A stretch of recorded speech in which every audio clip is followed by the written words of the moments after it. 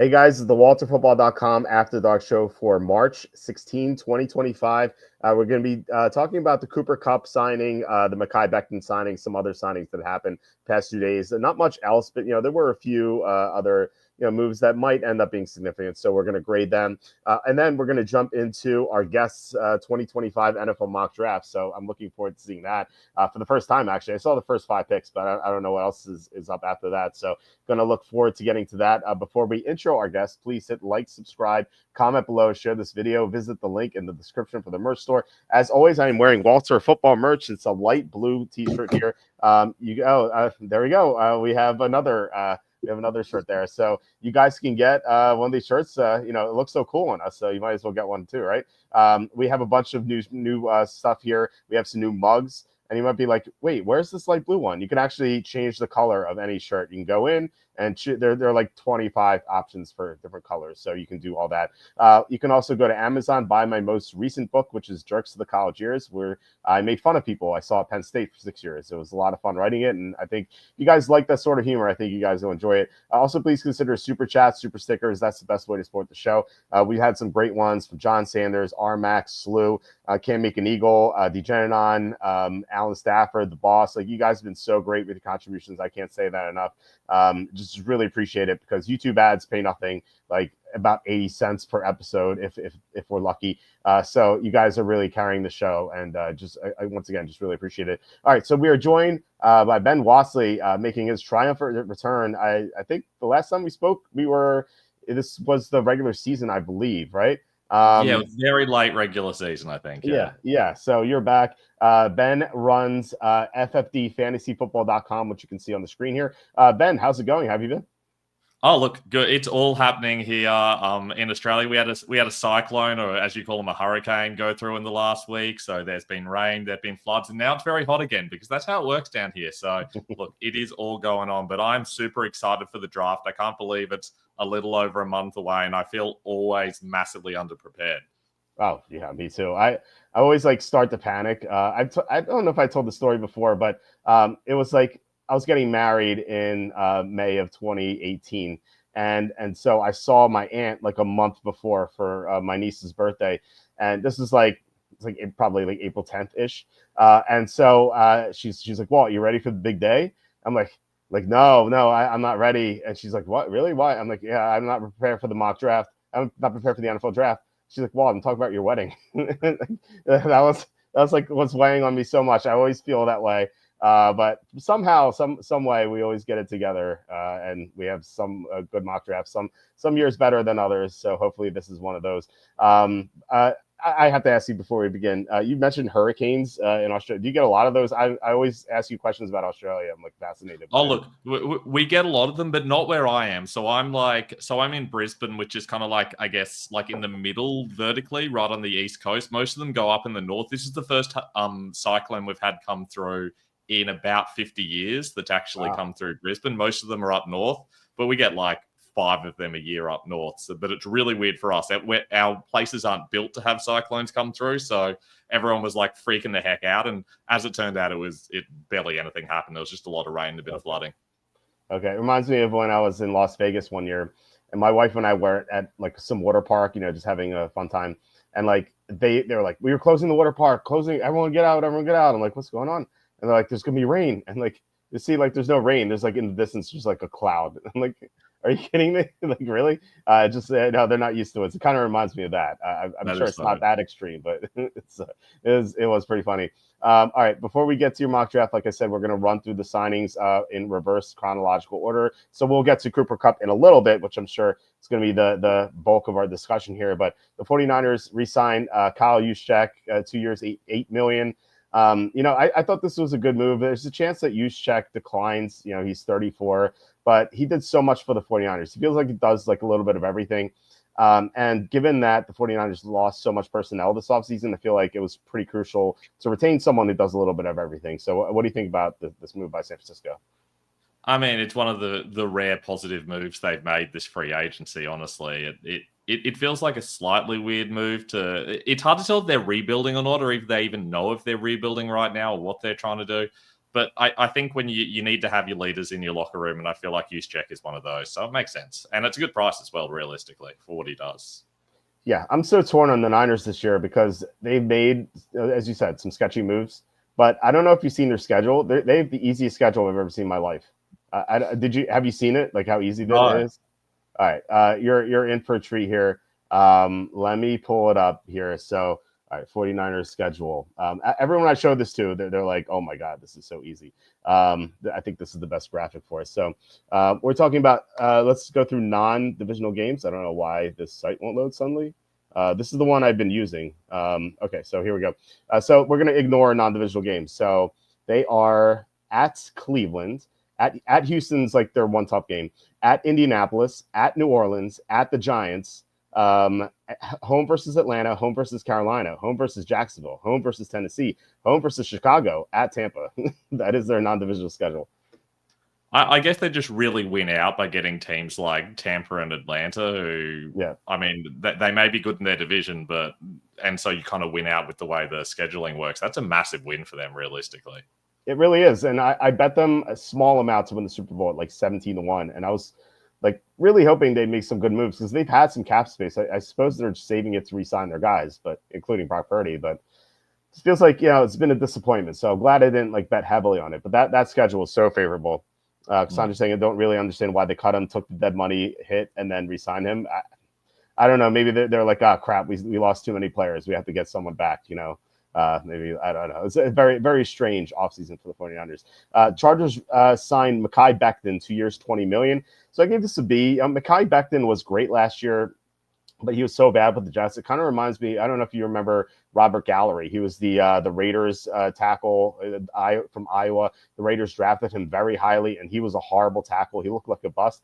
And then the Raiders moved him to guard, and he became an all-pro guard all the time. And he had a great career at guard. So that could be Becton. Like Becton was so bad at tackle, he had trouble controlling his weight.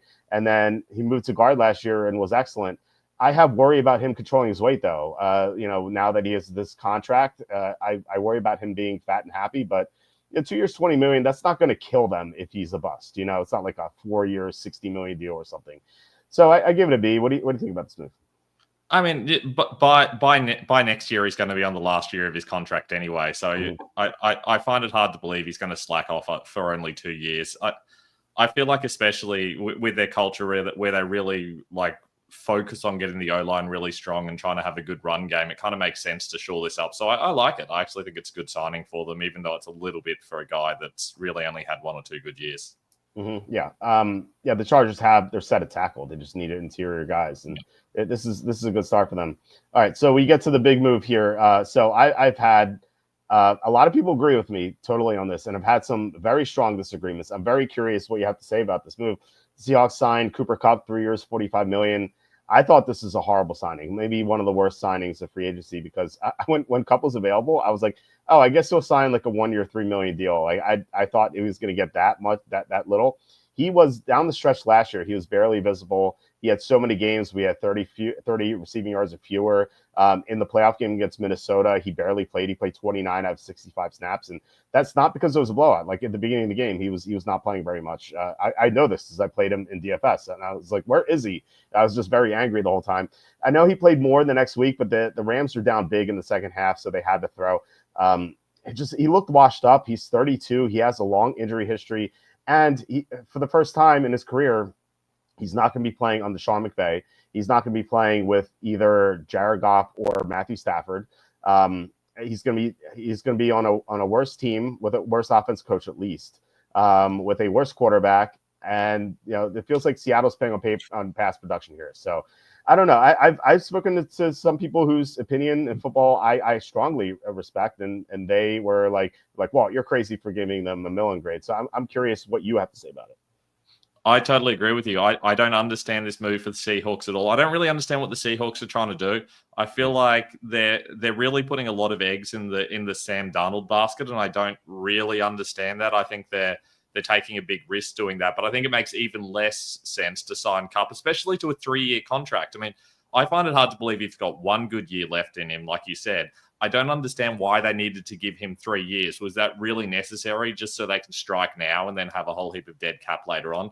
I just don't understand what they're doing here. He was bad down the stretch later last year. And it's not like he exactly fills the need and the type of player that they need as well. So I don't get it at all. It makes no sense. I do understand that maybe he's a better culture fit than someone like a DK Metcalf, but that's a really low bar. Yeah, for sure.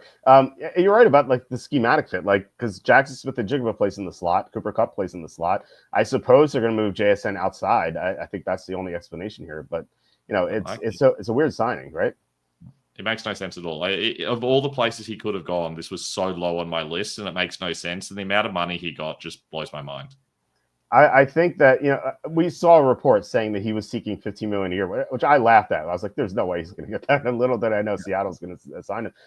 But I think a lot of teams would turn off because you heard that, like, if you listen to the reports, the Cowboys were interested. There were like a few other teams. I think the Jaguars were interested, and it seemed like as soon as they found out his asking price, they're like, "No way, this is way too expensive." Maybe they thought what I thought, maybe not as low as $3 million. Maybe they thought they can get him for like 1 year 5 or 1 year 7. Something like that, maybe like 2 for 10. But like this is crazy. This is crazy money for a guy who just wasn't that good last year. He had about 3 really good games. And like 2 of them happened when Puka Nacua was either injured or ejected. That first game against Detroit, which like Detroit got lit up by slot receivers all year. Puka Nacua got hurt in the second quarter, and then Kupp was the only receiver there. And then his other huge game was against Seattle, the first game against Seattle, where he had a big game after Nacua got ejected for fighting or throwing a punch. And maybe Seattle just remembered that game and they're like, wow, Cooper Kupp's great. And they just didn't watch his other games. I don't know. It makes no sense. I mean, we see this happen with wide receivers all the time. They go from being an elite wide receiver to totally falling off a cliff in like a year or two once they hit their 30s, just because that's how it works for wide receivers. And you don't know where the cliff's going to hit, but you should be pretty confident it's going to hit sometime after 32 if it hasn't already. It's kind of shocking, realistically, that he's been good for this long given his injury history. Mm-hmm. Yeah, I feel like 32 is usually the drop-off point. Some guys play longer. Jerry Rice had a great season at 40. It's very, very, it's kind of erratic where you just don't know how long a receiver's going to last. But I think we saw last year that he was just falling off a cliff, and I guess Seattle just didn't pay attention. So I'm glad you agree because I had a long conversation about this last night with someone. Like I said, I respect this guy's football acumen, and he was like, "Wow, this is a good signing." I'm like, what is happening here? This is like Mandela effect. Was he actually like really good last year? Just like, no, he wasn't. So glad you agree here. We had a few other minor signings. The Jets re-signed Kene Nwangwu, 1 year, $2.5 million. It's kind of crazy how his season went last year. I thought this is kind of fascinating. So he was with the Saints. He got cut on like the final cut day. Then he got injured, and then he came back week 13. He won Special Teams Player of the Week in Week 13 with a kickoff return, and then he got lost for the season with a hand injury. So, like, this guy is like roller coaster season, kind of nuts. I don't know. I mean, for a Jets team that's not going to score very much, I feel like they need a good kicker returner. So, I think this is a good move. Any thoughts on this? I think it's fine. Like, he is very good at what he does. Like, as a kick returner, he's very good. That's a reasonable amount of money to pay someone who's only going to play on special teams and really only going to be doing kick returns. But I mean, I feel like you said, they're going to need to get a spark from somewhere, and he's the kind of guy who can legitimately provide a spark. So I think it's fine. Yeah. All right. Ryan Fox signed with the Falcons, 2 years, $8.5 million. He's averaged about 5 sacks per season. I made a mistake here on this page yesterday. I noticed late last night. I said he averaged 5 sacks per game over the past 3 years. I'm like, wow, that's really good. He's breaking records left and right. But no, I mean, he's kind of like a rotational pass rusher here, pretty decent for the Falcons, who need as much pass rush as they can get. I think it's a solid move. Nothing crazy, but I think it's a good move. Any thoughts here? Like, I think he fits that scheme pretty well as the end in that sort of 3-4 system. I think it makes sense. Mm-hmm. Yeah, for sure. Bill signed Larry Ogunjobi, 1 year, $8.3 million. I think this is a bad signing for 2 reasons. One, Ogunjobi used to be a decent player, but last year he really declined. And so he just, I felt like he was kind of falling off. So kind of confused by this 8.3 million financial mark here. Like I thought maybe like 1 for 4. The other thing is that he's going to be suspended for 6 games because of PED violations, and so they're only that's a third of the year, so only getting him for 2/3 of the season. So yeah, I don't think this is a good move. And honestly, if I'm Ogunjobi, I asked for my money back from the PEDs because they didn't work because he was just so bad last year. It's so true. Like this move would have been fine like 3-4 years ago, where it kind of made sense, and he was still playing well. But like you said, like he's 31 now. Like he's clearly falling off. That should be really obvious. This feels like something a bad team will do. I'm kind of surprised the Bills are doing it. Yeah. I'd like the Bills' moves this offseason. I just don't quite get this one. I don't know. Very, very weird. The Cowboys signed Dante Fowler, 1 year, $8 million. He had 11 sacks last year, which is kind of like insane to think about because I don't think he was that good. He wasn't bad or anything, but so, I think like in a normal year, probably gets like 5 or 6 sacks. And, for a Dallas team that lost DeMarcus Lawrence and Chauncey Golston, it feels like they need as much edge rush as possible because they're going to be chasing around Jalen Hurts and Jaden Daniels twice per year. So any like decent edge rusher they can find, I think is a good move, but I don't really, I'm not really optimistic about them. So what are your thoughts on this? And like also the Brian Schottenheimer hiring, I thought that was crazy. What do you think? Yeah, that was insane. Look, I think there's a non-zero chance that at least some people think they're tanking, but that doesn't feel like a Jerry Jones thing to do. I don't feel like he's got enough years left that he can afford to tank and then rebuild and stuff like that. I feel like he thinks he's trying to win now, and these moves suggest that he thinks he's trying to win now. But I feel like they're heading downwards, and we're just going to have another 5 years of Cowboys fans saying it's their year. Yeah, it always feels that way, right? Like, this is a coordinator who's been fired 3 times in his career. He's only had when calling the plays. I should denote that because he's had his offenses have had some good years when he hasn't been calling plays, but like when he has been calling plays, he's only had one top 10 offense, and that was with Russell Wilson, DK Metcalf, and Tyler Lockett back when Lockett was good. So yeah, it just seems like a very bizarre hiring. What this feels like? It feels like Al Davis at the end of his career, not career, at the end of his life with the Raiders, where he would make very bizarre decisions, like Darius Hayward-Bay in the top 10, and then he would have like weird press conferences, like where he would declare like Jamarcus Russell is a great player. Like he would just for no reason he would just hold the press conference like that, and it was just like comical. And it feels like the Cowboys are trending in that way with Jerry Jones, who was he was a great owner back in the day when he had Jimmy Johnson, and then obviously he fired Jimmy Johnson, but then he won another Super Bowl. But it feels like things are trending really the wrong way for Dallas. Look, we talk about players like aging out. I really don't think it's unreasonable to suggest that owners are going to reach an age where it's really not appropriate for them to be involved in the running of their football teams. They just need to trust the people that they've hired. Yeah. How do you know how old he is? Isn't he in his 70s? He's 82. He's gonna be 83 82? in October. Yeah, it's pretty old. He's going to hit that dementia cliff soon enough. Like it's going to happen. Yeah, if I'm his son, I'd be like, I think Steven Jones is his name. I'd be like, like, look, Jerry, I mean, or Dad, it's time to step aside. Sit on a rocking chair on your porch with a blanket on you. Like let me run the show because you're hiring Brian Schottenheimer. It's not going well. Yeah, just brutal here. Patriots signed Marcus Epps, 1 year, $4.4 million. He was bad in coverage last year. He's not a very good player. Seems like the Patriots have had a very disappointing offseason. They came into the free agency with the most cap space. They made a good move in signing Harold Landry. I thought, he has familiarity with Mike Vrabel. But then after that, they get Carlton Davis, which I think is fine. But then I think they overpay for Milton Williams. They don't really strengthen the receiving core. They overpay for a 34-year-old left or right tackle and Morgan Moses.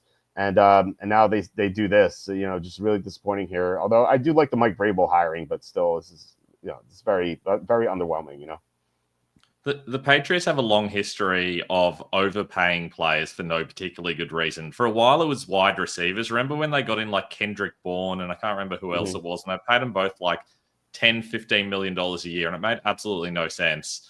And then they started doing it with running backs, and they were overpaying Ramondre Stevenson, and now they're doing it with defensive players. it's weird. It's like they go for the most average players and then pay them not too much money just because they can. Yep. Yeah, John said Patriots receivers best in the league. The best in the league right now. It's the running joke that we have here. All right, so Chiefs re-signed Kareem Hunt 1 year, $1.5 million. I thought when they signed Elijah Mitchell, he wasn't coming back, but I guess it's fine to have a competition behind Pacheco, who got hurt last year. And he's just okay. I don't think there's much to say about this. Any thoughts before we move on? I mean, it's not a lot of money. I think realistically, this is a backup situation. Yeah. Speaking of backups, Chargers signed Benjamin St-Juste 1 year, $2.5 million. I had a good laugh here because St-Juste is like notorious for being terrible, and Redskins fans hate him. And so there was a fake tweet going out on Twitter where it said like the Redskins re-signed Benjamin St-Juste for 3 years, $36 million, and like Redskins fans were like freaking out, like what are we doing here? But no, it's only 1 year, $2.5 million. He's bad. Even as a backup, he's probably bad. I don't know why the Chargers signed him, but he's just a body. I don't think he's going to necessarily make the final roster. Yeah, this feels like a bench at best sort of contract. I don't even think he's particularly got on special teams, is he? Like, I don't think that's where they're heading with this. Yeah, I don't get it either. Okay, Lions re-signed Tim Patrick. This is the final signing on Friday, right? So this is the last one we're going to talk about. 1 year, $4 million. I like Tim Patrick. I'm a big Patrick fan. Seems like every time Jared Goff needed to make a big play last year, I feel like half the time the ball went to Tim Patrick. Like he was very clutch. He's a good third receiver. He's had a really bad injury history in Denver, but hopefully he's behind that and he gets to have like a few final good years here in his career. He's 31. That's the one downside, but 1 year, $4 million is not going to kill them either way. So I like this move a lot. What do you think? I found it really weird last offseason. Like in the preseason, they seemed to be signaling that Tim Patrick was going to be their starting wide receiver. They were the type of snaps he was getting during the preseason games were exactly the type of snaps you would usually get as a starting wide receiver for the Broncos. And then all of a sudden they released him. It was really strange. And he looked absolutely fine when he got picked up by the Lions. I mean, he doesn't look like he did before all those injuries, but he's certainly fine as a solid like number 3 guy. I think this is a really good re-signing. Yeah, I remember that. I was so shocked that they cut him. And I'm like, it's not like they're great at receiver. They have Sutton, obviously, but then what? Like, they have a bunch of young guys who haven't done anything. Like, yeah, Marvin Mims had some good games at the end of the year, but outside of Sutton, they had nothing. It just felt like such a big mistake that they cut a veteran receiver who could help a young quarterback, rookie quarterback. I don't get it. I mean, Denver had a successful season, so it's hard to like criticize them too much. But I thought that was definitely a mistake. Totally agree. Yeah. John asking, where's the guarantee money in Kupp's contract? I can't find it anywhere. I can't find it either. I looked at Spot Rack and everything. I just can't find it. I don't know. We'll see. We'll see if it comes out. Maybe the signing's gonna be better than we think, but it still seems like pretty bad. Okay, let's get to Ben's mock draft here. So we're gonna go slide by slide here. And you have let's say right before Jordan Mason and 187 to the Vikings for 160. Mason signed 2 years, $7 million. Did that just came happen? through in the last hour or so. In the last hour, yeah. Okay, I actually checked the news before we signed on. I didn't see it. I got a notification randomly like an hour ago, and I wasn't even sure if it was legit. Okay, interesting. Yeah, let me see. Okay, yeah, I see on Schefter's. Yeah. Okay, before we dive into your mock draft, anything about this? Like we have, Minnesota sends 2026 6th-round pick and number 160 this year to San Francisco. San Francisco sends Jordan Mason and pick 187 to Minnesota. So they're basically swapping late-round picks this year, and Minnesota's getting a 2026 6th-round pick for Jordan Mason. I think this is a great move for Minnesota, right? Like, Aaron Jones is good, but he's older and he's had a lot of injuries in his past. And Jordan Mason looked good last year. I like this, and I really like what Minnesota's done with their offensive line. They got Ryan Kelly and Will Fries to help them out, and now Mason's going to have a good line to run behind. I'm a big fan of this. What do you think? Yeah, I think this makes total sense. Honestly, for both teams, I don't actually think it's a bad move for either team. We've seen that the 49ers can have success with pretty much any running back.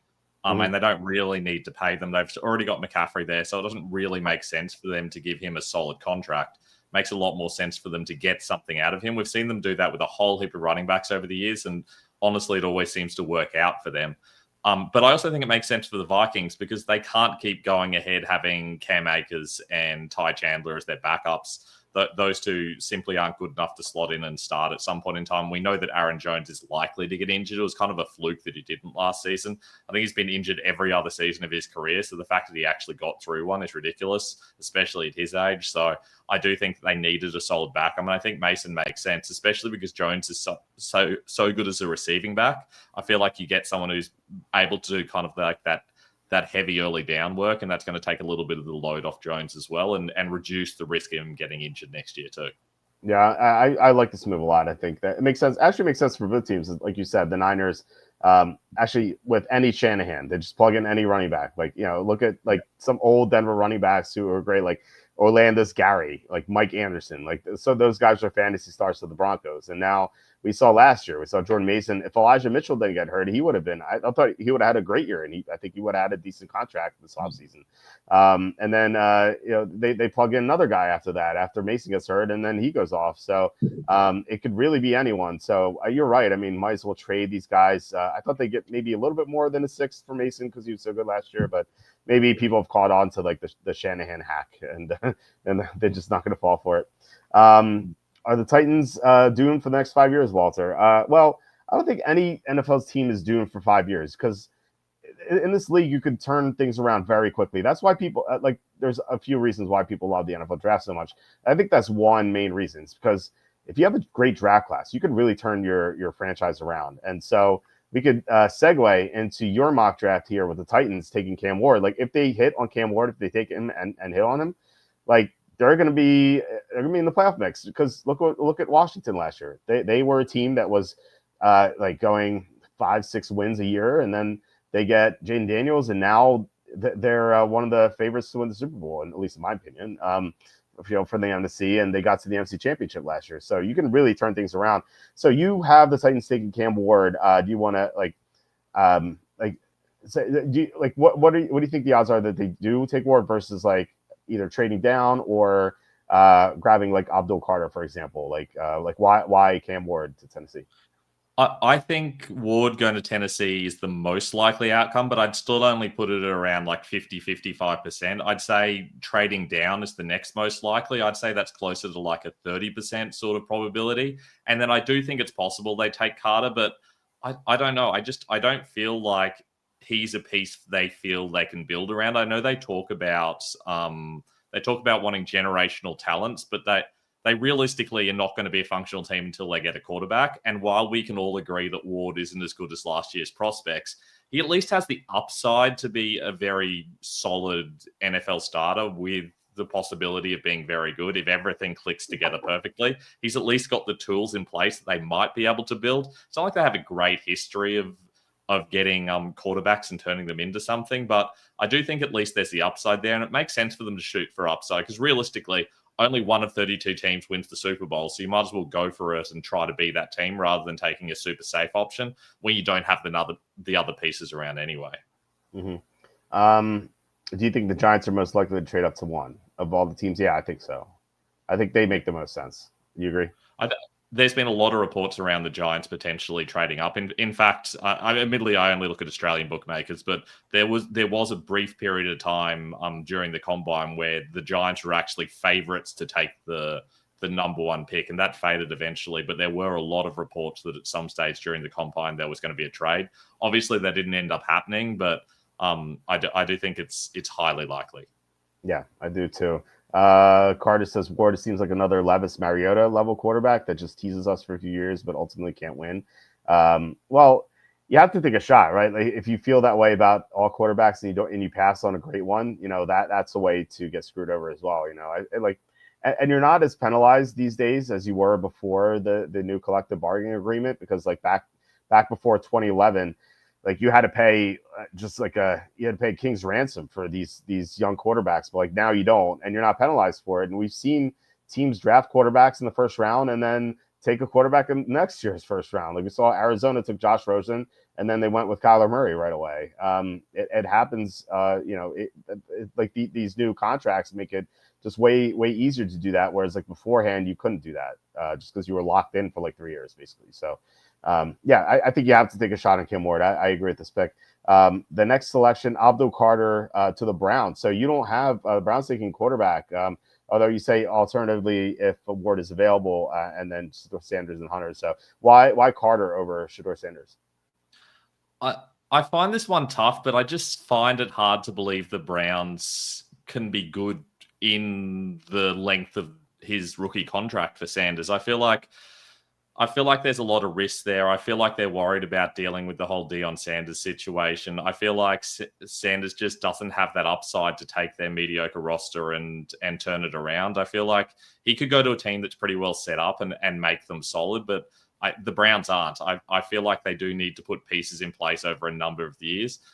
The issue I have is I don't know whether they actually know that themselves, and I think that's what none of us know. I feel like I've really gone back and forth on this, and it is entirely possible in my next mock I will have Sanders here, but I'm just so unsure about whether he would be the player that can come in and make any positive difference at all. Yeah, that's fair. I mean, I agree. Like, he doesn't have the upside.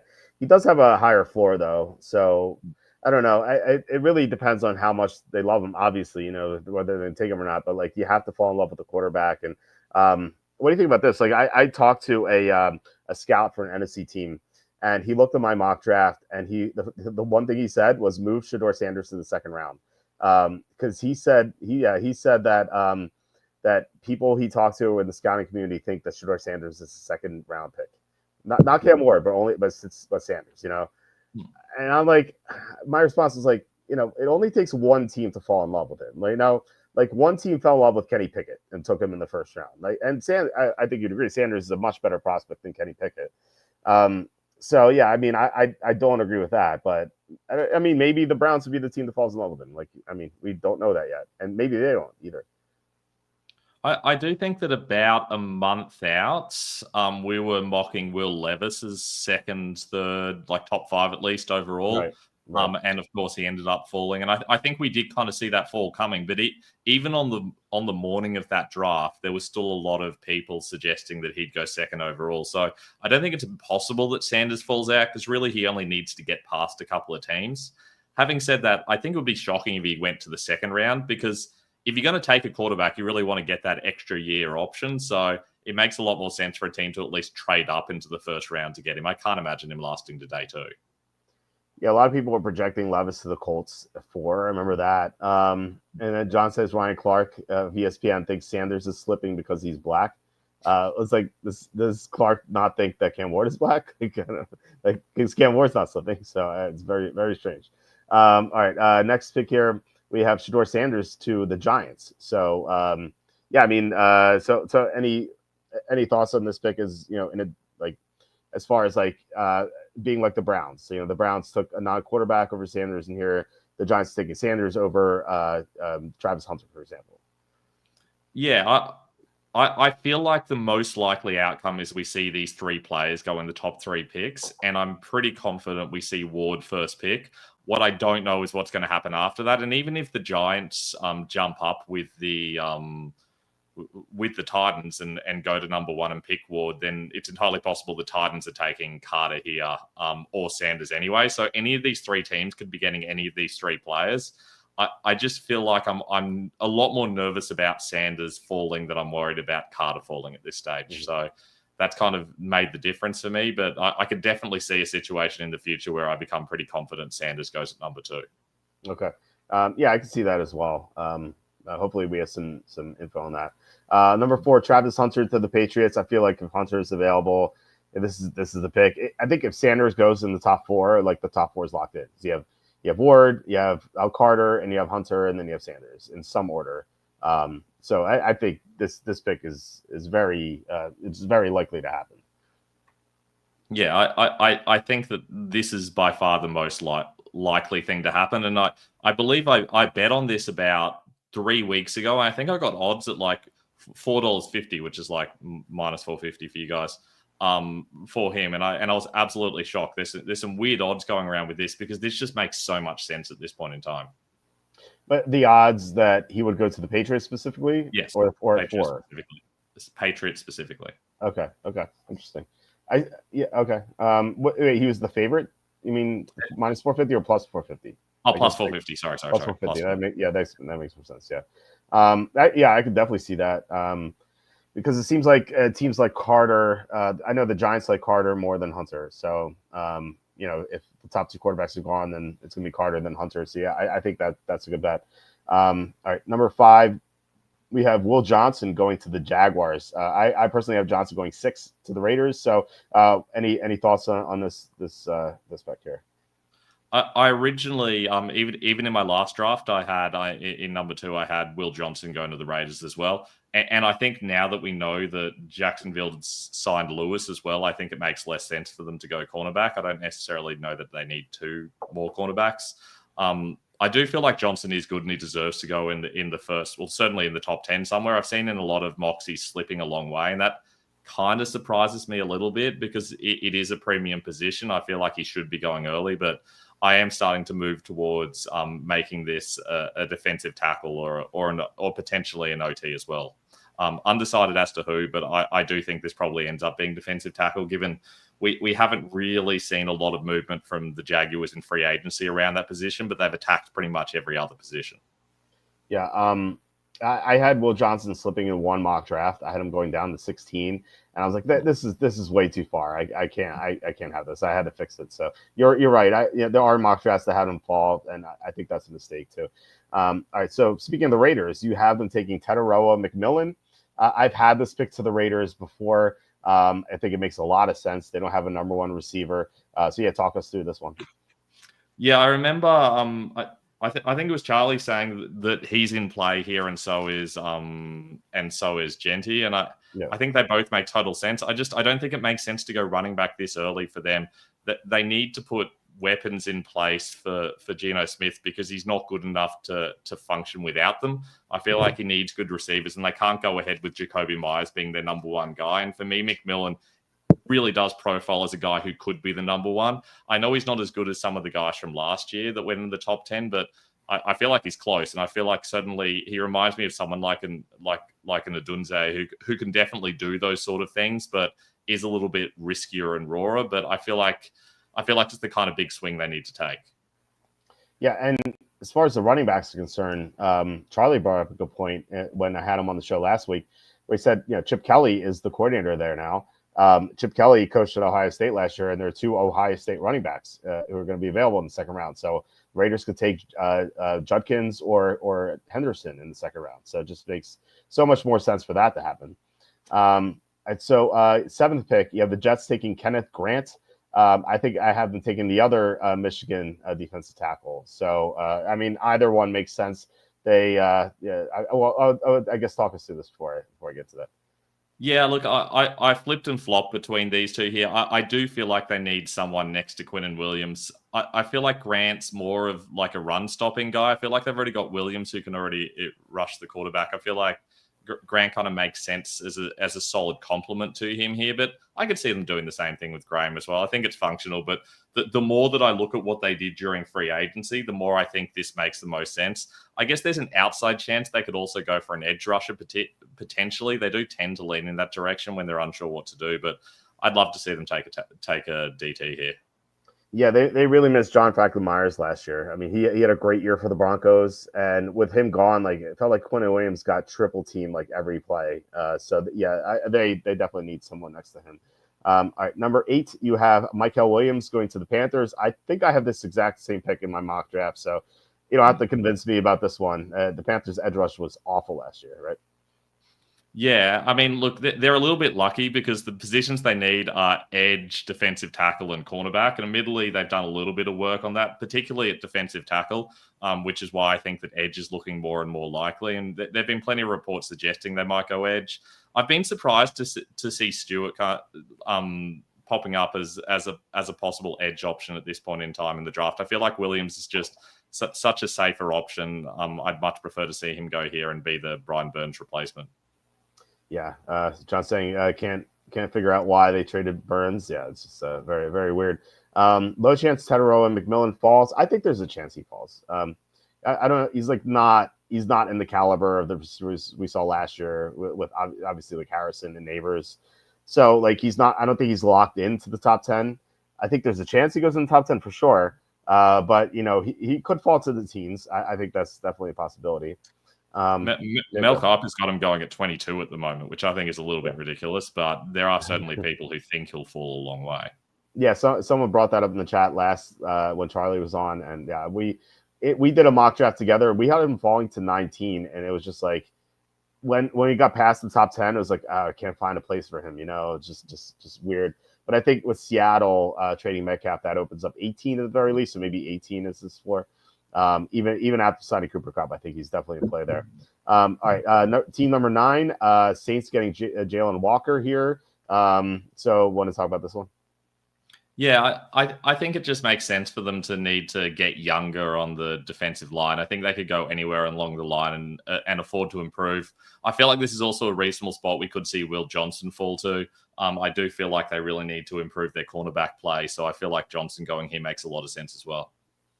Yeah, I mean it does. They need edge rush help for sure. They had a pretty bad pass rush last year. Because I'm just saying, 2 years ago, the Panthers were offered and turned down for Burns was insane. Yeah, there was like 2 first-round picks or something for Brian Burns. Is pretty crazy that they turned it down and then they took a worse package. Just speaks to the mismanagement that they've had there. 10, Will Campbell to the Bears. I actually have Will Campbell to the Saints at 9, so we're in the same area there. I mean the Bears have worked a lot on their offensive line, so I guess you can never have as much pass protection as possible. And one of the guys they signed was or they acquired was Jonah Jackson, who's injured a lot. So I guess extra insurance for Caleb Williams, right? Yeah, I mean, look, they've gotten a whole heap of free agents in, but they're not exactly young guys. Like we're talking about guys who are like well into their 30s. They're going to have an increased injury risk for that reason, even though O linemen do tend to be more likely to stay healthy. I do still feel like an offensive tackle or just one of the O line guys is very possible, but they could easily go D line as well. I can imagine that happening. It wouldn't be impossible to see them get a Will Johnson as well, possibly as well. So there's plenty of options here. They're one of the teams that, especially with all the upgrades they've got in their O-line, I now find them way harder to think about how I'd mock them.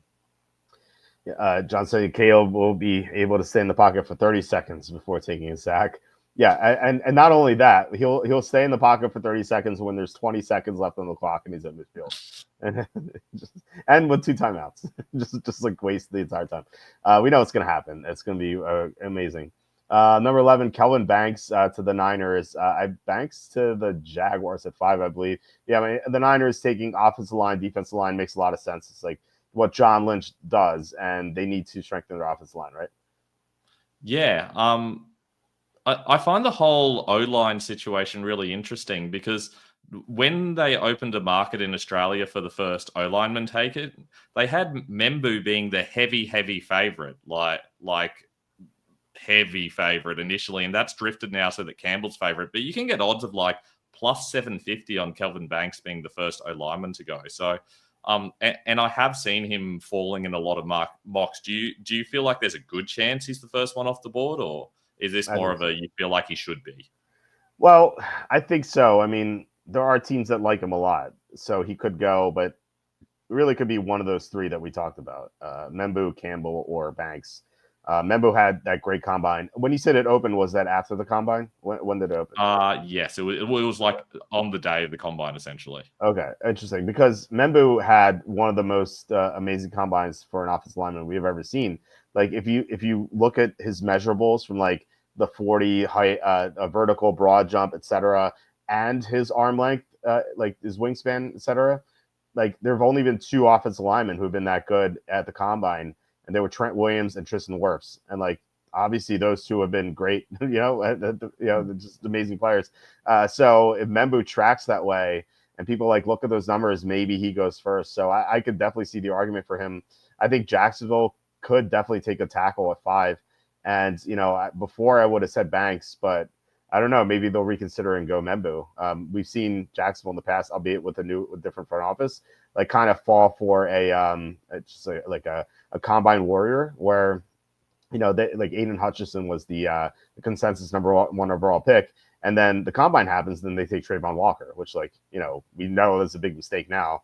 Walker's not that he's not been that bad, but like Hutchinson's been amazing. So that was obviously the wrong pick they made. So maybe that happens again, and they go with the combine star. You know.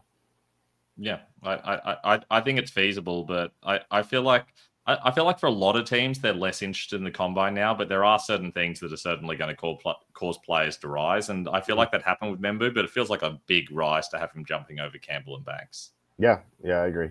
All right, number 12, we have Ashton Dempsey to Dallas. I have this pick as well. Feels like every mock draft has like Gentry to Dallas. Although I've seen arguments against it. I don't completely agree with those arguments, but yeah, I mean this makes so much sense, right? It really does. The only thing that makes me a little bit skittish on it is that I think we all expected them to draft a running back at some stage during the draft last year, and it never happened. So I don't think we can assume it'll happen here. Firstly, because it's impossible. It's not impossible that Gentry simply isn't here at this point in time. But secondly, it is possible that they think they brought in Williams and they're planning to bring in someone else, and they just decide that that's enough for them and they don't need to have a strong run game anymore. It seems crazy to me when they've only got one good wide receiver. You feel like you need at least one other offensive weapon. But, I mean, look, Cowboys doing Cowboys things. We're going to see some crazy stuff come from Jerry Jones in the next few years. I'm looking forward to it. Number 13, Mason Graham. His fall stops here. I was actually wondering where he'd go. Miami taking Graham, I feel like is a steal for them. They need offensive line help, but like if Graham's there, it's like no brainer. So I mean, any reason why you had him fall? Is it just out of circumstance or what? I've seen a couple of people, I think Charlie was one of them, talking about the likelihood of him falling somewhere into that 11 to 20 region. I heard that somewhere else as well. I can't remember who the other person I heard talking about it was. But that was enough to at least make me a little bit nervous. And it also, I just couldn't really see the natural fits. It's a class where there's so many good defensive tackles. I feel like you can afford to wait a little bit. And for a lot of those earlier teams, you can probably afford to wait into the second round. There's still going to be some solid options there. And a lot of those other teams do have other needs that are far more premium positions, so I can imagine them leading there instead. Yeah, the report Charlie had was people thought of him as the Marshmallow Man, just based on his body.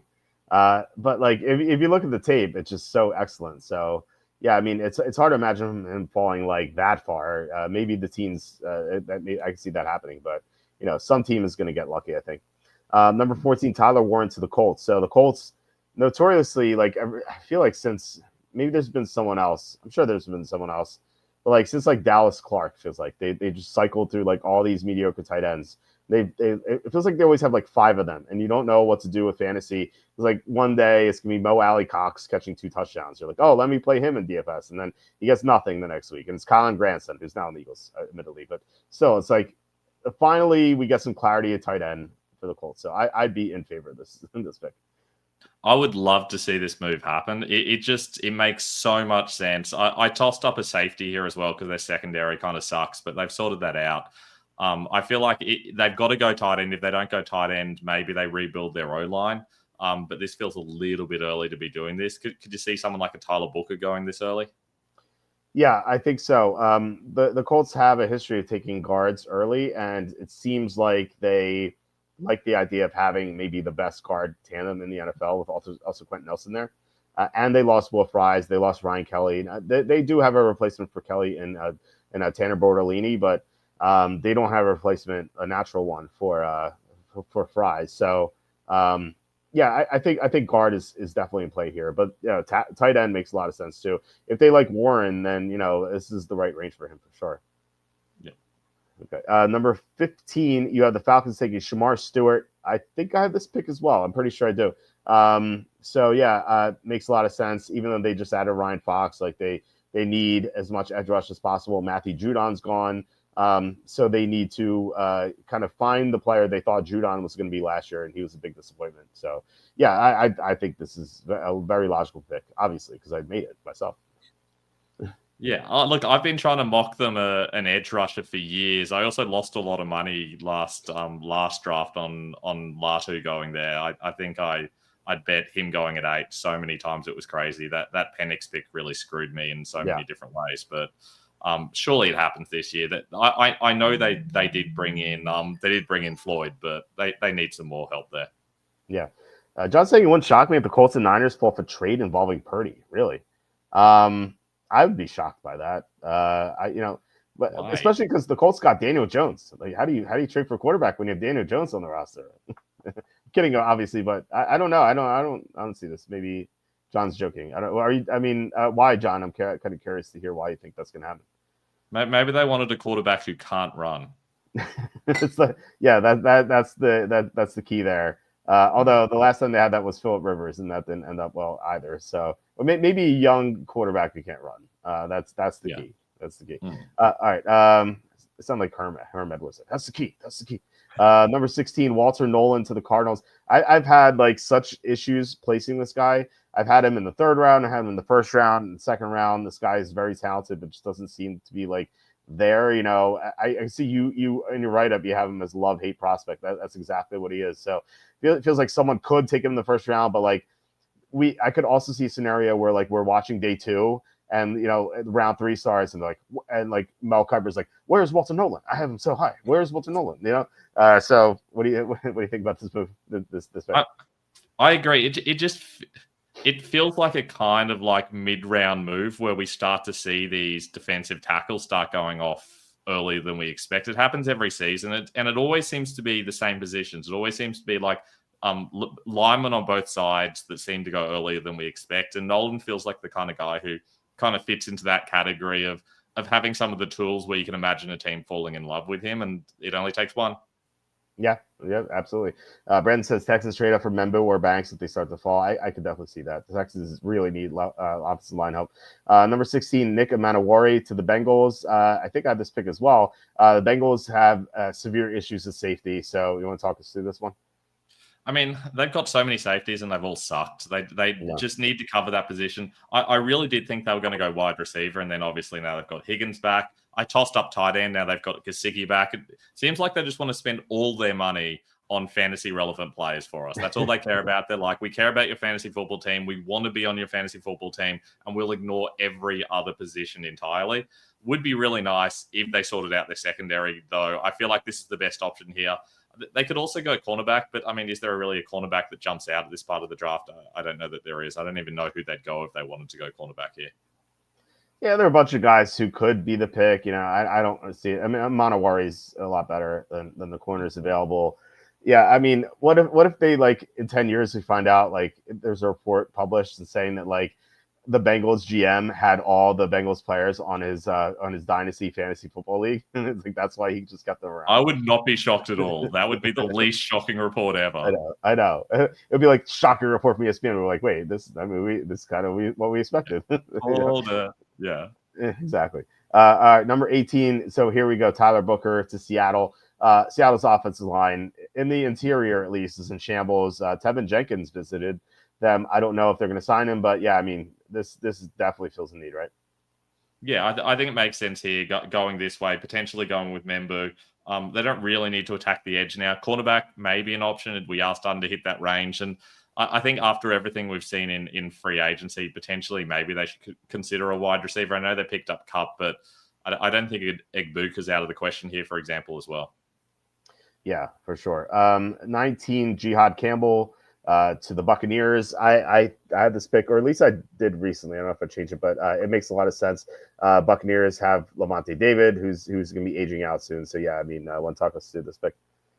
Of all the mock drafts I looked at, and I looked at about 7 or 8 a couple of weeks ago, everybody had Campbell going either here or to the Eagles. They're the only two spots people mock him to, which is a little bit wild because I do actually think there are other teams that would be a reasonable fit and need him.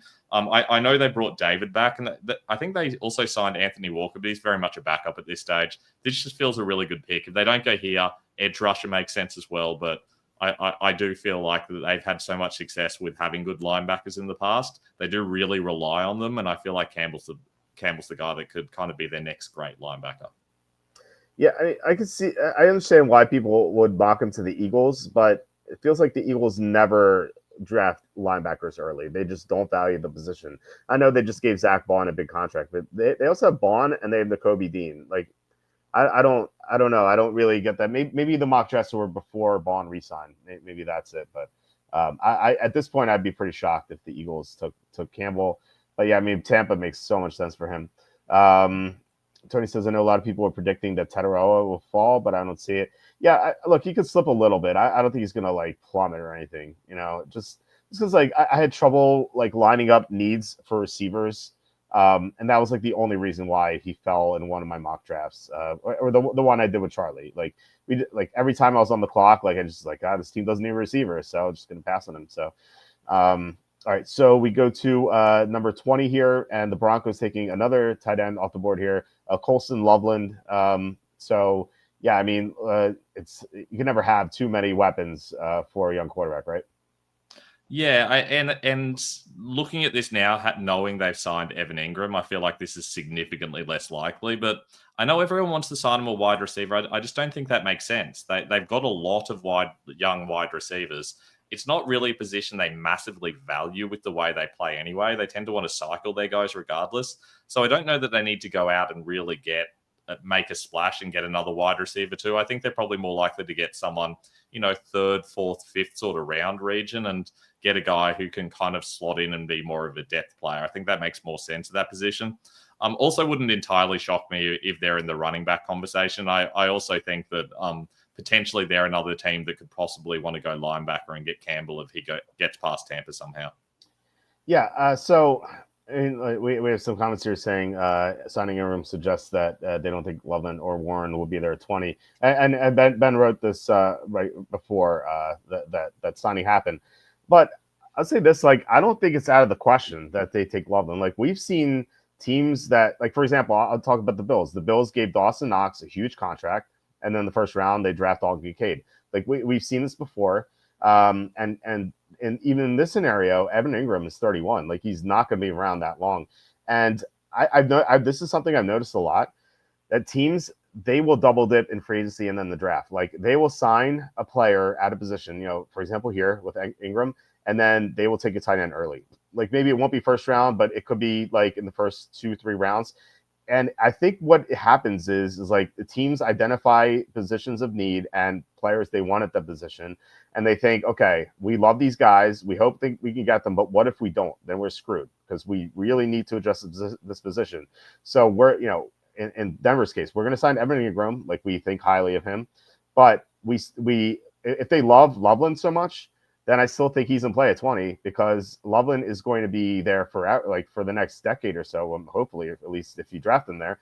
And like Ingram's going to be there for 1, maybe 2 years. And so you're going to be able to develop Loveland, like not be a key part of the offense right away. And then by year 2, he's going to surpass Ingram. And like, yeah, so we've seen this so many times. Like, I don't think that you can dismiss tight end to Denver at 20. Agree. Are you a bit surprised they haven't gone cornerback at some stage in free agency? Yeah, although I'll say this, like, this free agency is the most boring free agency I've ever remembered. Do you agree? Like, it feels like we've had a couple big things, Tunsil trade, Kupp signed, Darnold signed, there are a couple trades Metcalf traded, but like, it hasn't felt like there's been that many huge moves, Do you agree? Or I don't know, maybe I'm crazy. What do you think? I do agree. I think some of the things have been interesting. Like, I think the whole Geno Smith, Sam Darnold swap around Majiggy was interesting, but I certainly think if you're an average armchair fan, you're just totally disinterested in everything that's happening, and rightly so. Mm-hmm. Yeah, I don't know. Maybe it's because there's been no quarterback signings outside of Darnold and a few like minor ones. But like, we're waiting for the quarterback dominoes to fall, right? Like, the first one's Rodgers, and then we'll see Russell Wilson, we'll see Winston, we'll see a few others, Flacco, for example. But like, they have, like, I feel it's like everyone's waiting to see where Rodgers goes before everyone else signs. So maybe that's part of the reason. Aaron Rodgers Pittsburgh would be match made in heaven. I guess so. I don't know. Yeah, him, Metcalf, Pickens would be great lifetime series. Well, what if it's like, opposites attract or something? Or like, 2 negatives equal a positive. Like, maybe it'll work out. Maybe they'll win the Super Bowl. I don't know.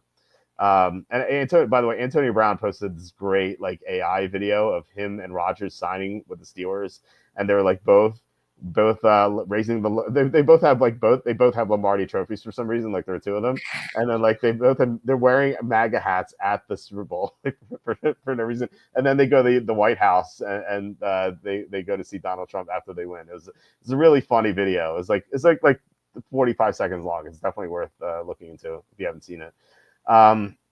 Okay. Next, go ahead. What do you say? I was just going to say, I feel like Mike Tomlin's a total masochist. He just always wants to sign the craziest wide receivers. I don't understand. He's like playing. Yeah, it's like playing a game on hard mode. You know, it feels like he always wants the biggest challenge, and like somehow he always has a winning record somehow. It's kind of crazy. Insane. Yeah. All right. 21. We have our second receiver off the board to the Steelers, Emeka Egbuka.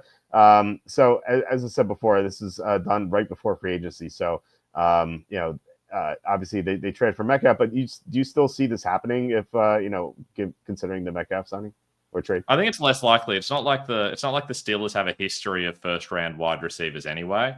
I felt like it made sense when they only had one, and Art Rooney was coming out saying, "Oh, we need to challenge George Pickens and give him put a little pressure on him, make him work a little bit harder." But then they got DK Metcalf, and I feel like they've kind of done what they need to do. I can imagine them now heading in a different direction. Potentially cornerback, but potentially someone like a Membu here would make sense because he's still available in this mock. I could see them doing that, but I don't know. I don't feel like they have any like one obvious standout clear need, but they still have a lot of holes in their roster. So that kind of means they could go in a lot of directions. Yeah. Speaking of Steelers, if Sanders falls this far, could you see the Steelers taking him? I could. What do you think? Yeah, 100%. Yes. Yeah, I think that they'd be all over him here. In fact, realistically, I think if he falls anywhere past the top 10, they trade up to get him. Yeah. I could definitely see that. All right, 22 Chargers, Azareye'h Thomas, cornerback here. We talked about like corners like not really standing out. I feels like there could be like 5 of them who are like the second corner off the board, not counting Hunter. I mean, this makes sense. Big need, right? Yeah, exactly. Like we know they need corner. I know they got Jackson, but they need two. Like realistically, this has been an issue for a little while now, and it's something they need to fix up. I know it's a John Harbaugh thing Jim Harbaugh, I should say, thing to really want a strong run game. So I can imagine them for some reason going O-line again and just making that a priority. But this makes so much more sense. This would be a more sensible option. It's just, I don't know. Whenever I think Harbaugh, I think lines. I don't know what it is. I can imagine them attacking either line. Yeah. If they draft another offensive lineman here, they might have the best line in the NFL at that point. Assuming that Becton and whoever they draft pans out. 23, Benjamin Morrison to the Packers. Morrison, I don't know where Morrison's going to fall because he has the hip injury. Not sure how much he's penalized is going to be for that.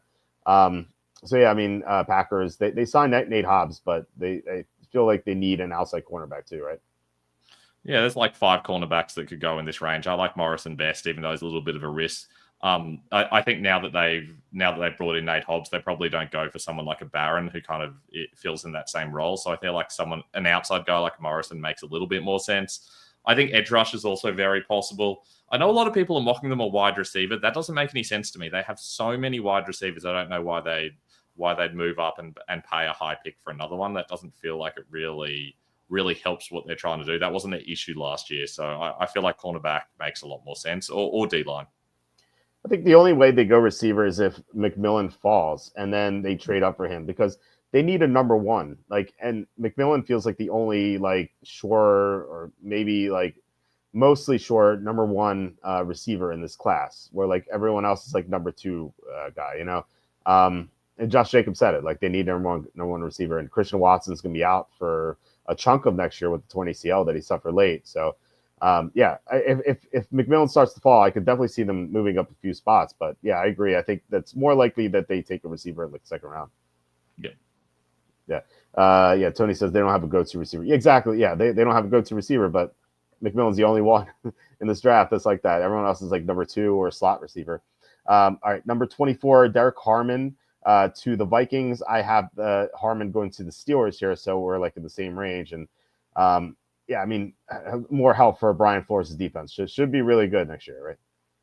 Yeah, I think so. And look, to be fair, they did sign Allen and someone else. Can't remember who the other person was. Hargrave. So they do kind of have D line help now. So this is less of an issue. And they brought in a heap of guys. They re-signed Murphy. They brought in Rogers, who's I think probably more of a backup guy. So could definitely see them going cornerback here. I could also see them going O line. Even though they've brought in other guys, I do feel like that's been a weakness, and they need to do a really good job of supporting McCarthy and making it easy for him. But I feel like the defense makes the most sense because they really struggled to stop all opponents last year. Mm-hmm. Yeah, I mean, Brian Flores has talent. Like that defense could be scary. 25, Texans taking Jordan Burch. We talked about how the Texans could maybe trade up if one of those offensive linemen fall, but here they go defensive linemen. So, what are your thoughts on this pick? I think after seeing what they did in free agency, I'll probably have this as O-line next pick, depending on who's available. I think O-line makes a lot more sense here. They could easily go D-line in the second round. In fact, it wouldn't surprise me entirely if they trade back, because they have a lot of needs that are likely to have players available in that second round region. It wouldn't surprise me if they prefer to have a couple of second round picks and get more draft capital so they can sort out those positions. How upset is CJ Stroud right now? Like they traded 3 starting linemen. Like, okay, yeah, who cares about Kenyon Green? But I mean, like, really, I mean, Laramie Tunsil gone. Like, I would be devastated if I were him, right? Yeah, sorry, I somehow shut my camera off. Don't know what happened then, okay. but I will reappear in a second. Okay.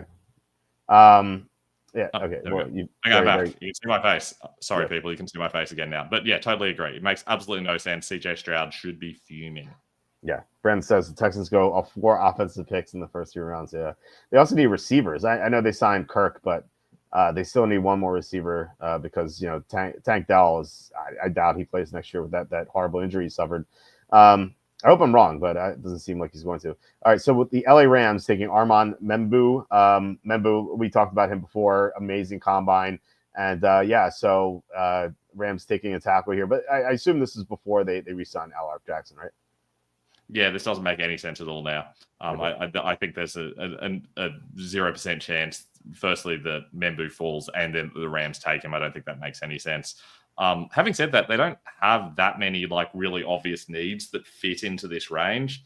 You can imagine them going linebacker if Campbell falls, or even going up to get him. I think cornerback's really the only thing that makes sense here anymore. So I think cornerback's probably most likely.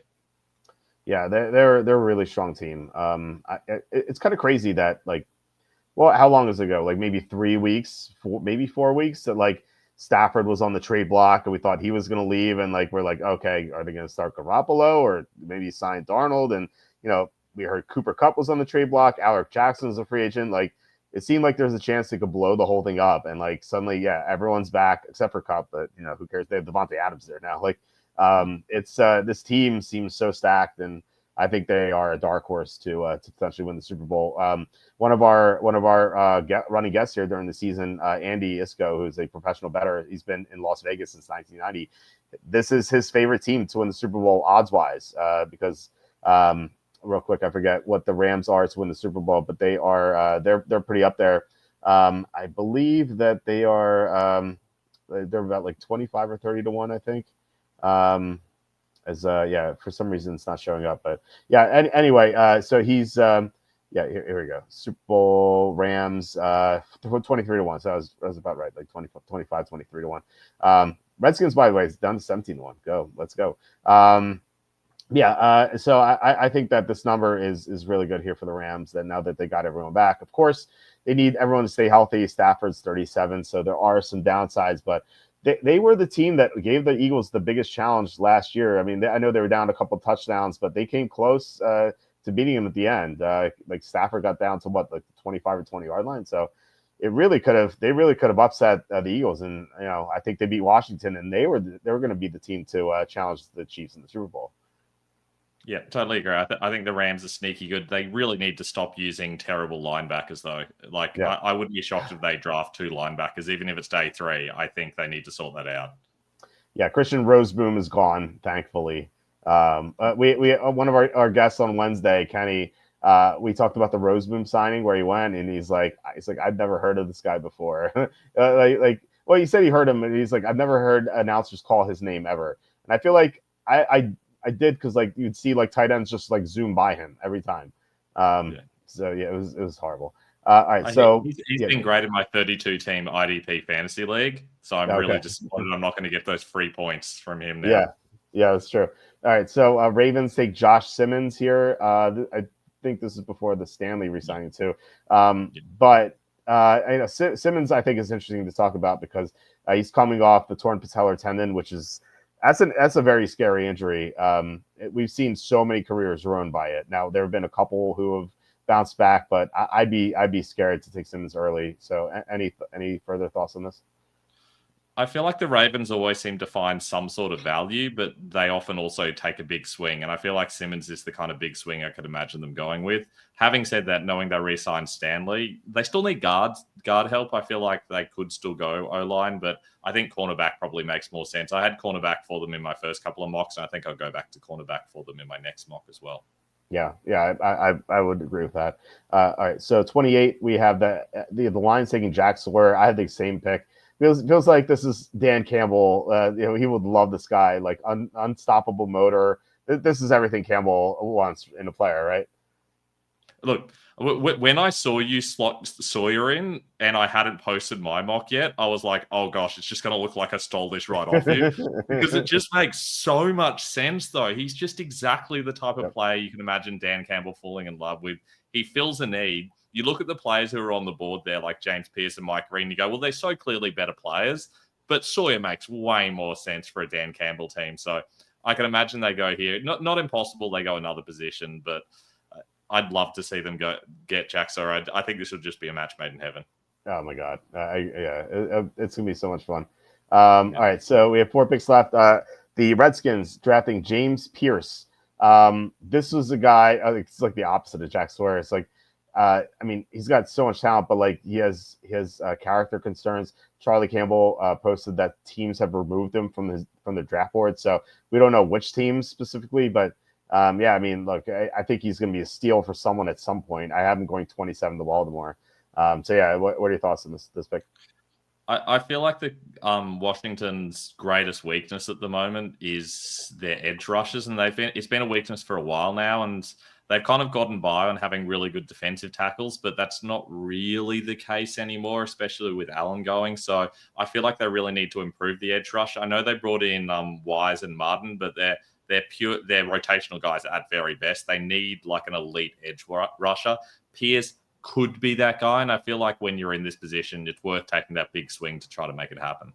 Yeah, look, I mean, they're one, as I said before, one of the favorites to win the Super Bowl. They're down to 17-1 odds. I think like if you're that close, it makes sense to just swing for the fences.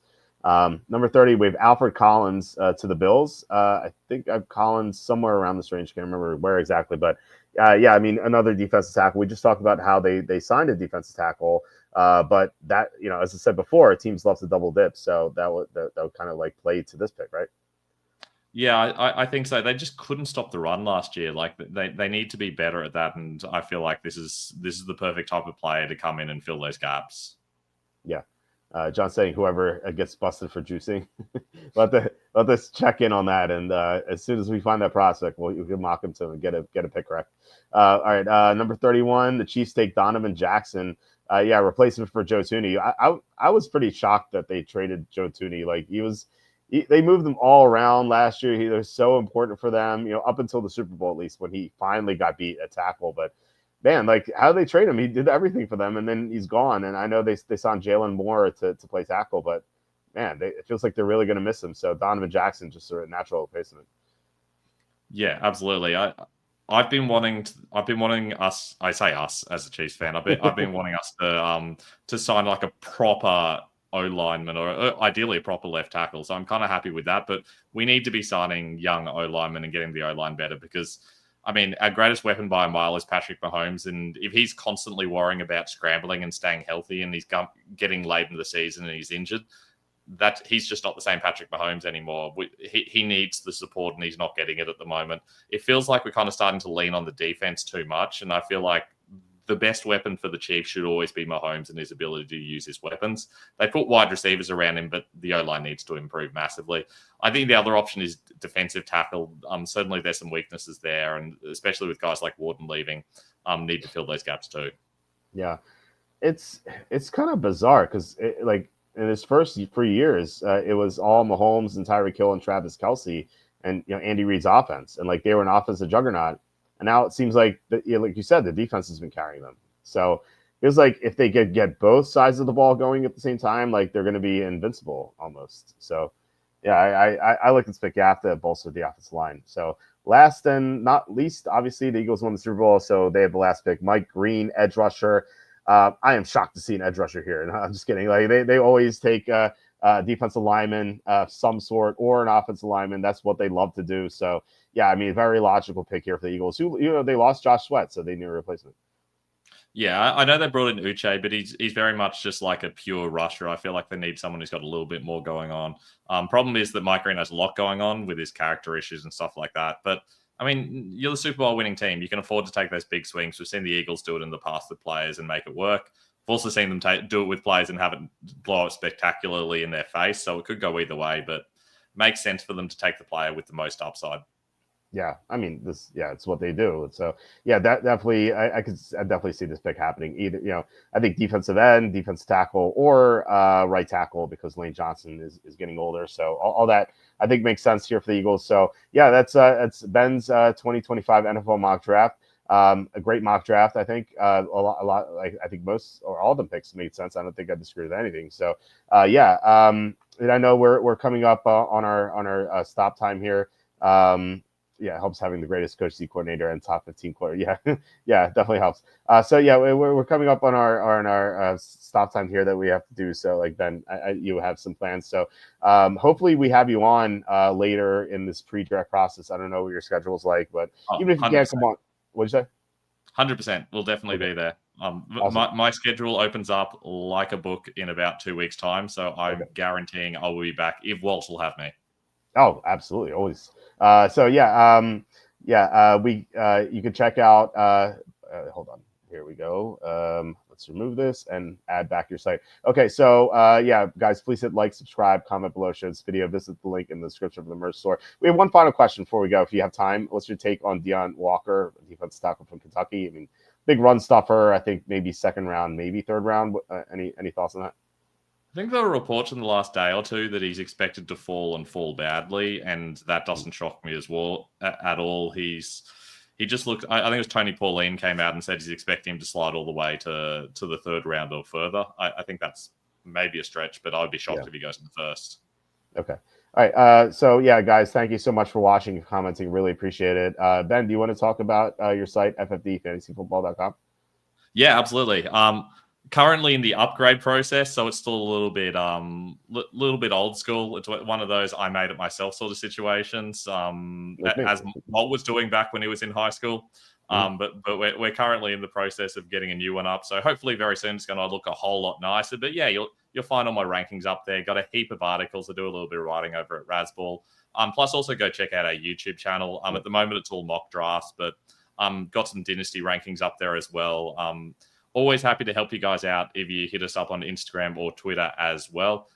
We'll always answer any of your questions about fantasy or draft stuff, or Australia in general. If you just got some general Australia questions, Google's too fiddly for you. I'm also available.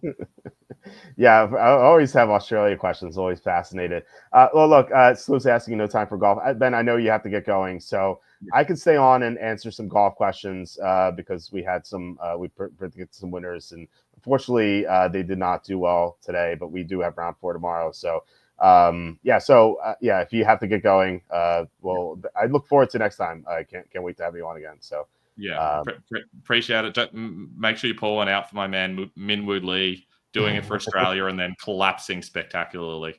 Everyone collapsed today. Like all the guys we had in contention that we bet, like all of them collapsed. It was just so brutal. Yeah. So yeah, I mean, look, if one of our guys can't win, I'll be rooting for your Aussie there. So love it. Appreciate it. All right, Ben. Talk to you later. Thanks, guys. See you all. Bye. All right. Well, we'll get into golf, and then I have to get going because I have to go on the Play Like a Jet podcast, and also great this Mason trade that just happened. So let's get to the standings here before we look at the odds, which was a really disappointing third round because Colin Morikawa I think came in tied for fourth or something. He was three back, I believe. He had a terrible day. You went +5. So he's out of contention here. He had a bogey. Like how many bogeys here? Like what's this? 4, 5, 6, 7, 8 bogeys today. It's like it's so unlike Morikawa, who's just like so accurate. He's the most accurate golfer on the Pro Tour right now, and I thought that would really benefit him here because accuracy is important here, and iron play is the most important. But yeah, I just very bizarre to see him like that. The other accurate guy that we like is Tommy Fleetwood, +3 today. So the two guys we had in contention are kind of like bottomed out. Like they are right now 0.2 and 0.4% to win. So I wouldn't count on it.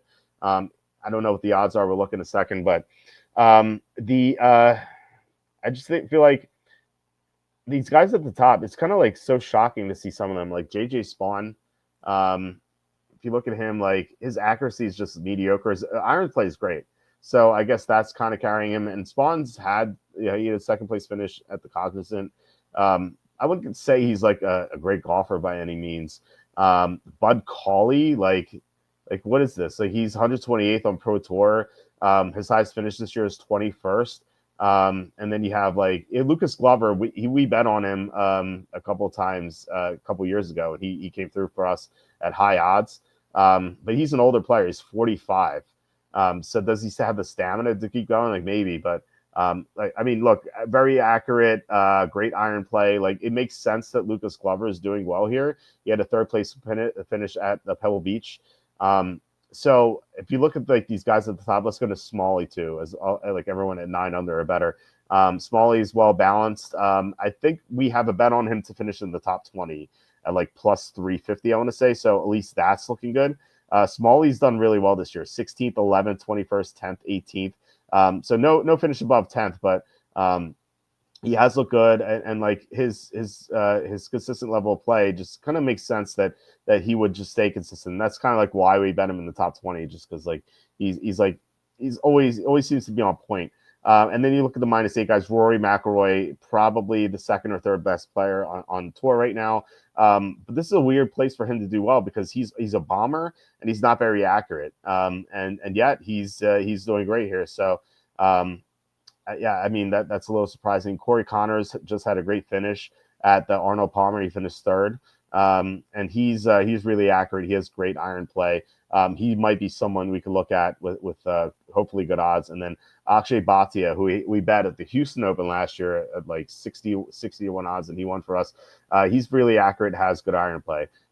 He finished 9th twice. So he feels like he's been knocking on the door too. He's cut at the Arnold Palmer. I don't know what happened here. His iron play was a disaster. But yeah, so those are the guys who are 8 under or better.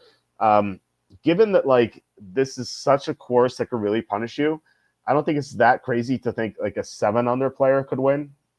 So you have our guy Sepulon Straka, who just looks great here. Great accuracy, great iron play. He can make a run. He's like first in the FedEx Cup right now, standings, which obviously will change, but that's kind of funny. You have Patrick Cantlay is a great golfer. His nickname though is Can't Win. It's been a while since he's won. We did bet him to beat, I think it was Schauffele, which I assume is going to happen. So we're happy that he's doing well. Great iron play, great scrambler, really good putter. He's finished 5th twice. So he's almost someone I bet on. I didn't quite like the odds. So maybe we could look at that. And then you have McGreevy. Max McGreevy is not a good golfer. Like, what is this? He finished 4th, but like that's his only finish above 25th this year. We have Stefan Jaeger. This is another one. It's like a bomber who's doing well. This course is not accurate. So I don't know if they like changed this course or something, but like it's very strange to see McIlroy and not McIlroy because McIlroy is a great golfer, but like Jaeger doing well here is just very strange. Danny Walker, I don't know how he's doing well here. He's just not a good golfer. 13th is his best finish. After that was 42nd. And then who was the other 7 under guy, Jake Knapp, who's had some success. He's not accurate either. He's another bomber who's doing well here. So it's a very strange. He finished 6th at the Cognizant. So we can look at earlier look can't win was 40-1 on Caesars. So let's look at the odds on FanDuel at least. And obviously, as I always say, you can just compare odds on different sports books. I know you do that, Sue, but like for everyone else watching. Okay, so odds here for these guys. Spawn is plus 210. I would not bet him. Look, Spawn could definitely win, but those odds are not very good. Not Cauley 5-1. Those are horrible odds. McIlroy 650. Those are terrible odds. I think Lucas Glover 10-1 makes sense. Smalley to an extent. I think Lucas Glover looks the best out of these top 5 guys. As I said before, like he's great with his irons, great accuracy. He's definitely someone who could win here. You only have to worry about the age, like I said. Only he's 45, which is like I'm complaining about age here. That's 3 years older than me. So I don't know. Maybe you could do it. Glover's gotten there for us before. I think he's worth a sprinkle.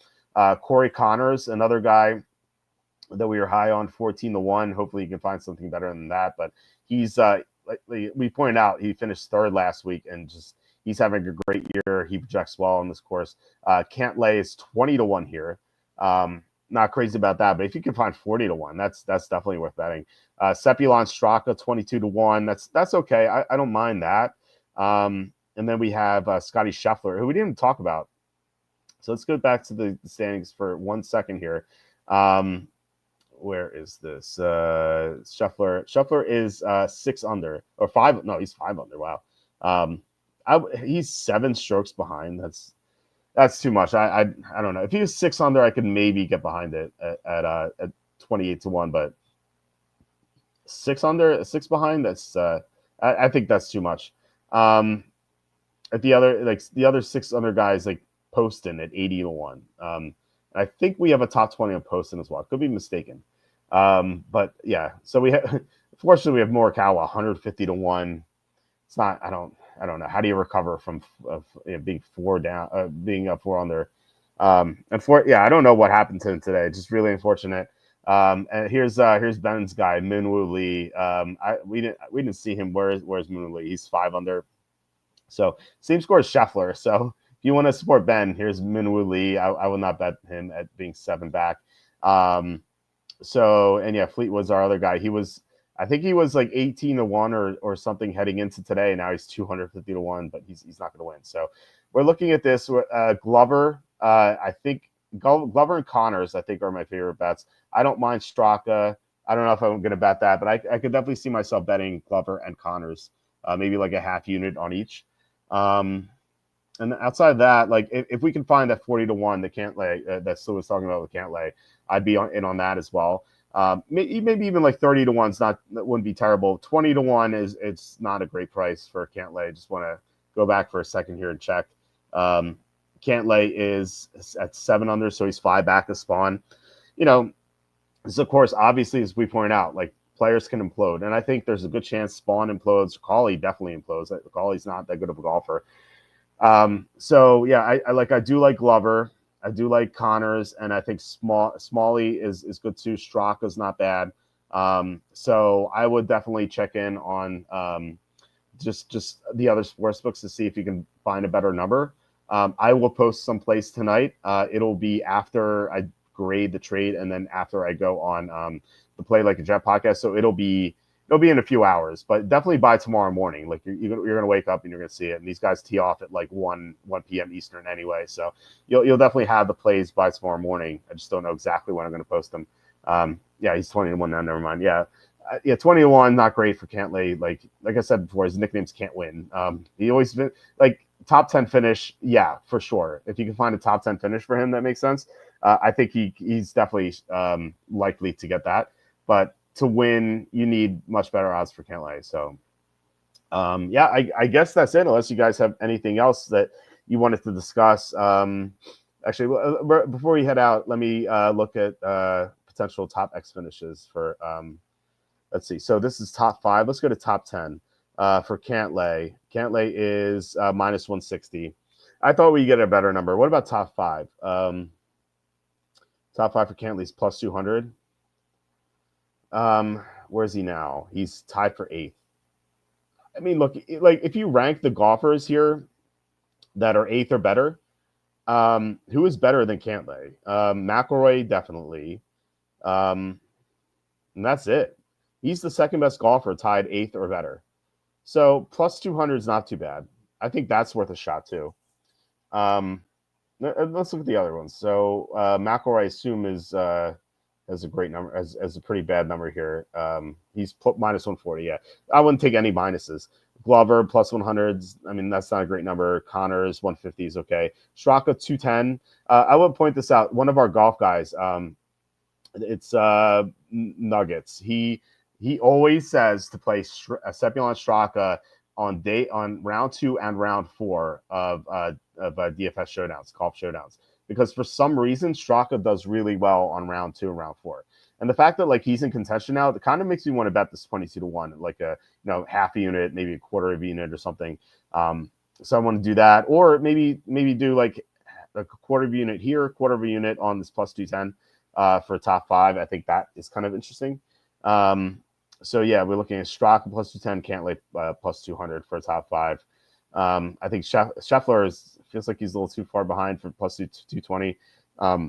So yeah, top 5s. Those are what I'd be looking at for these guys. It's kind of hard to bet 2 guys in the top 5 because obviously they cancel each other out. So yeah, I mean, just be selected. Don't go nuts and like bet 4 or 5 of them because like there can only be so many top 5 finishers, right? we know the number. Top 10s, is there like a plus guy? We have posted Morikawa plus 220. How far back is he of top 10? Because I feel like, given how bad he was today, I feel like he's like bound to bounce back, right? He's minus 4s. He's tied for 22nd. He's 3 strokes behind 8th place here. I think that's not bad. Like I like Morikawa finishing top 10 feels like very feasible. I'd be shocked if he doesn't bounce back from this horrible day. So yeah, I'd be looking at that as well. Going back to this tab, Morikawa plus 220 in the top 10. Here's Minwoo Lee plus 290. I mean, if you're looking to support Ben, that is definitely the one you want to make, not for him to win. Fleetwood's kind of like similar to Morikawa, but I'd rather have Morikawa. Yeah, I mean, I think that's pretty much it. Let's see. Yeah. So, all right, guys. Yeah. So I have to get going. Like I said, I want to grade the trade, and then I have to go on Scott Mason show. So, yeah, please hit like, subscribe, comment below, share this video, visit the link in the description for the merch store. All that would mean a lot to us for sure. And we'll be back on Tuesday. Not quite sure who the guest will be on Tuesday. I don't know if Charlie's going to come on next week or the week after, probably the week after, because we're still going to have free agency to talk about.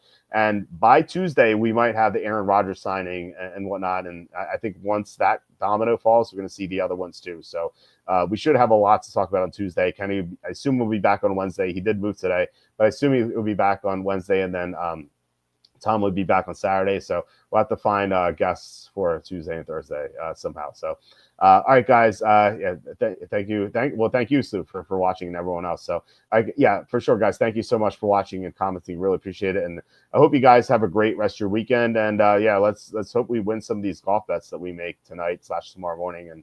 And yeah, yeah, have a great rest of the weekend. And I will talk to you on Tuesday.